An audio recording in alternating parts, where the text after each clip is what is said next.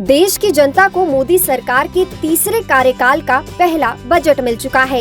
इस बीच बिहार के लिए पेश हुए बजट ने खूब सुर्खियां बटोरी। दरअसल मांग थी कि बिहार को विशेष राज्य का दर्जा मिले। ऐसा हुआ तो नहीं, बावजूद इसके बिहार में बहार है। पर ऐसा क्यों? चलिए हम आपको बताते हैं। देश की वित्त मंत्री निर्मला सीतारमण ने बिहार को लेकर कुछ बड़े ऐलान किए, खास तौर पर इंफ्रास्ट्रक्चर को लेकर। इसमें पटना से पूर्णिया के बीच एक्सप्रेसवे को भी शामिल किया गया है। वित्त मंत्री निर्मला सीतारमण ने ऐलान किया कि पटना से पूर्णिया के बीच एक्सप्रेसवे बनाया जाएगा। इसके लिए फंड की भी घोषणा की गई। वैसे तो बिहार बेहद सुर्खियों में रहता है। वजह है सड़क पर बने पुल, जो ताश की पत्तों की तरह बिखरते रहते हैं। अब बजट में पटना से पूर्णिया के बीच एक्सप्रेसवे को शामिल किया गया है। इसी कड़ी में लोकल 18 ने बिहार की राजधानी पटना के लोगों से खास बातचीत की। इस पर उनकी क्या राय है, आइए आपको सुनाते हैं। पटना से पूर्णिया एक्सप्रेसवे हो जाने से सबसे पहला फायदा तो आपको जनता को मिलता है। जो भी अभी जा रहे हैं, दूरी तय करती है 10 से 11 घंटा कम से कम लग जाता है। वो 5 से 6 घंटे में दूरी तय होगी, तो 4 से 5 घंटा तो ऐसे सेव हो गया।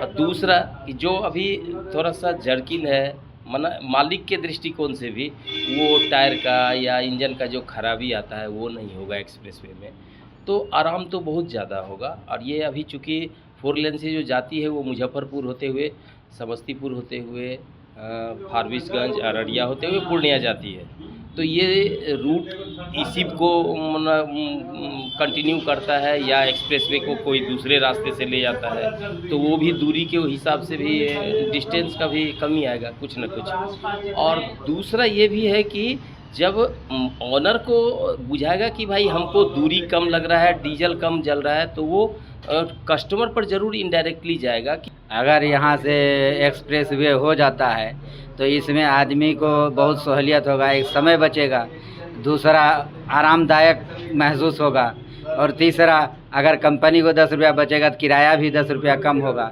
एक्सप्रेसवे बनने में इतना फ़ायदा होगा आम पब्लिक को। रूट तय होता है यहाँ से हाजीपुर, मुजफ्फरपुर, दरभंगा होते हुए अररिया, फारबिसगंज होके पूर्णिया तक पहुँचते हैं। कितना समय लगता है? अभी 8 से 10 घंटा लगता है।